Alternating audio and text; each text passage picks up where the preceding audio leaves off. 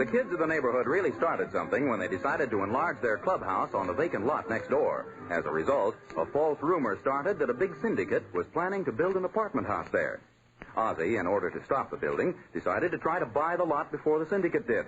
We find him now, with Harriet, ringing the doorbell at Mrs. Appleby's, the woman who owns the lot. Oh, hello, Mrs. Appleby. Do you remember me? I live right... Oh, of course. Come right in. When did you get to town? Mrs. Appleby, I think you have me confused. Oh, aren't you a fellow by the name of Peterson who owned a leather and harness shop next to the drugstore in Scranton, Pennsylvania? No, and my name is Nelson. Oh, of course. I don't know how I mistook you for Mr. Peterson. His eyes are brown, and you're wearing a gray suit, and he died 5 years ago. Oh, yes.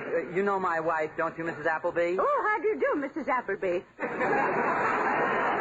No, I'm Mrs. Nelson. Oh, of course, my dear. You know, every time I see you two, I can't help noticing how much Mr. Nelson resembles my first husband, Cedric. Oh, that's nice.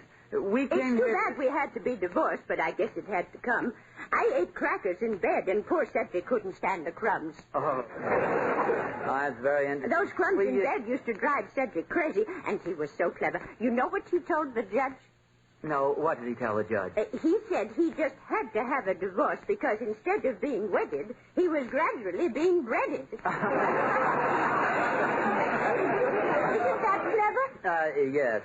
I'd like to talk to you about... Naturally, when I married for the second time, I didn't eat crackers in bed. Heaven forbid. I wouldn't dream of eating crackers in bed. Oh, well, that's good. But we were divorced, too.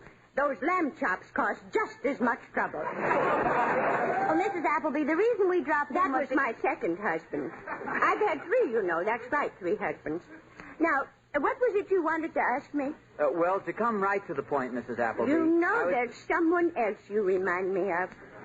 I know. It's that young fellow who lives right around the corner on Rogers Road. Well, that's me, Mrs. Appleby. Oh, it couldn't be. This fellow's name is Nelson. Yes, that's me. My name is Nelson. Of course. Oh, I'm so sorry. I have such a poor memory.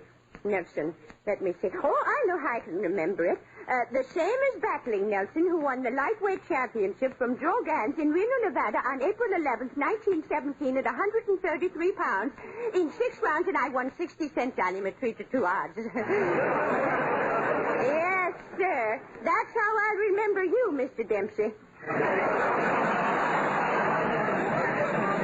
Mrs. Appleby. Yes? Mrs. Appleby, are you interested in selling that lot next to my house? Mr. Nelson, is that what you came over here to ask me? Yes. Well, for goodness sakes, what was all that beating around the bush for? Well, I'm kind of a blabbermouth. But tell me, you haven't promised that lot to anybody else, have you? Oh, no. Then will you take a $50 deposit on it and hold it for me? Oh, certainly, Mr. Nelson, if you wish to buy it. Oh, that's fine. We'll let you know as soon as possible. Here's the $50, Mrs. Appleby. And now I think we'd better be going. Oh, but Mr. Nelson, I haven't even told you why my last husband left me. I know why. You ate grapefruits in bed. Why, that's right. I ate grapefruits in bed.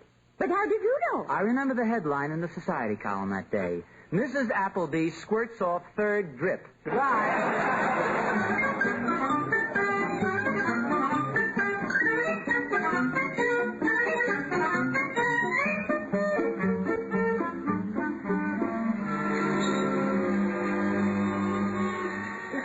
You mean, dear? Yeah, this is it. I've seen their ads in the paper. Well, you go ahead, dear, and I'll see you at home later, okay? Goodbye. Bye. Welcome to the Helping Hand Finance Company.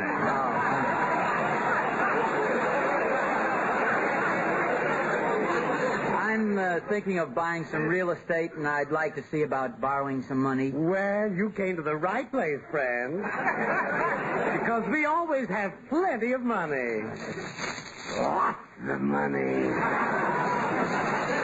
Now, what would you like? $10,000? No. $100,000? No, $1 million? No. No loan is too big or too small for the Helping Hand Finance Company.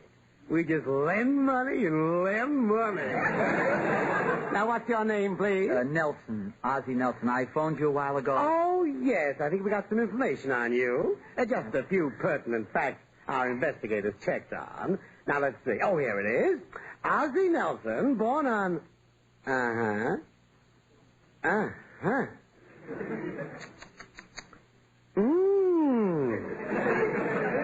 We've led a very interesting life, haven't we, Well, you know, that is... And let's see. One night in June 1938, while you were...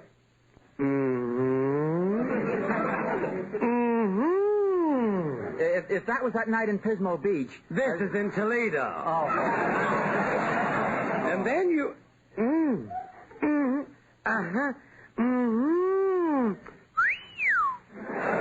What's the matter? I just got to Pismo Beach.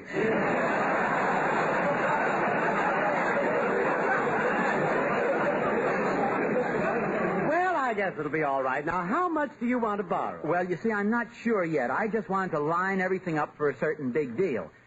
Suppose I call back tomorrow. Would that be all right? Mr. Nelson, yes. We'll be happy to serve you.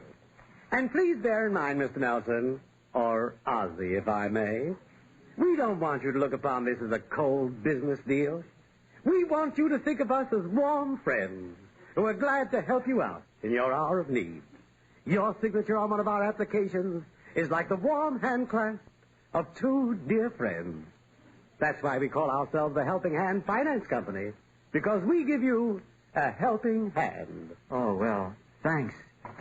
Oh, just one thing. Suppose I can't meet my payments on time. Do you still extend a helping hand? Well, in that case, we use our foot a little. Goodbye.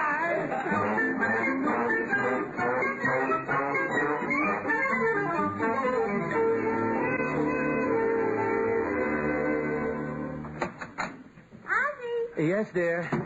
honey, I've been thinking over this whole business about the apartment house. I know, dear, you've been thinking, but your husband's a man of action. I've got everything lined up. My credit's okay at the finance company, and now I'll go over to Mrs. Appleby and start to talk real business. But, darling... I can just imagine how that big syndicate is going to feel when they find out they've been outsmarted by a guy who's a little too fast for them. Well, I just hope you haven't wasted $50 and a whole lot of time and energy, that's all. Oh, Harriet, please. Oh, Mom. Oh, Pop. Well, David, what did the gang say when you told them your old man was putting a stop to that apartment house business, eh? Well, they were kind of mad at first, but then we held a meeting and decided to dig a hole to China instead. Oh, well, that's, what is that? Well, as long as you wouldn't let our syndicate build the apartment house, we already had the shovels and stuff. Wait a minute. You mean that you kids...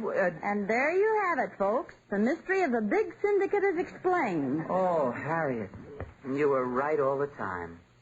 I'm a fool, that's what I am. I'm a dope. I'm a moron. I'm an idiot. Well?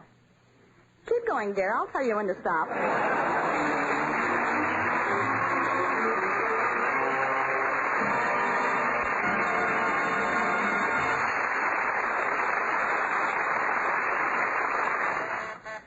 I'll get it. Hello, Mr. Nelson, Mrs. Nelson. Remember me, Mrs. Appleby? Oh, my goodness, that rhymes, doesn't it? Well, I had a little trouble finding... Pardon me, but did you happen to come in to see us about the lot, Mrs. Appleby? Did I? Oh, yes, of course, yes. I came to find out if you still want to buy it. Mrs. Appleby, I'm sorry to cause you this trouble, but we decided not to buy the lot. Naturally, we forfeit the $50 deposit. Oh, no. I insist on giving it back to you. Oh, but Mrs. Appleby, we want to be fair with you.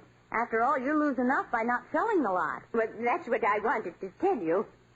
You see, I've already sold the lot, and I was afraid you'd be upset about it. Oh, you sold it? Yes, isn't that good news? Late this afternoon, some nice man from a syndicate called on me, and he bought it. He's going to put up a nice big apartment house.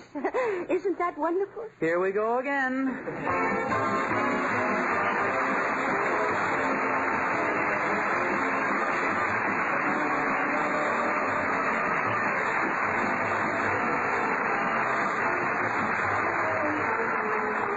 International Silver Company, creators of International Sterling, invite you to listen again next Sunday to the adventures of Ozzie and Harriet, with songs by the King Sisters and music by Ozzie Nelson's orchestra. And don't forget, the solid silver with beauty that lives forever is International Sterling. You're right, Harriet. The solid silver with beauty that lives forever is International Sterling.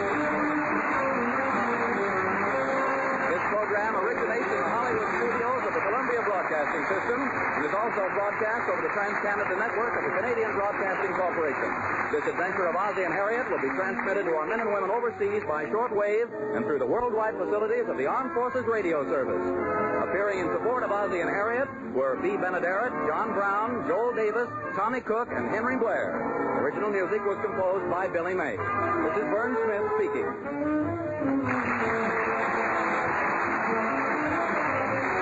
This is CBS, the Columbia Broadcasting System.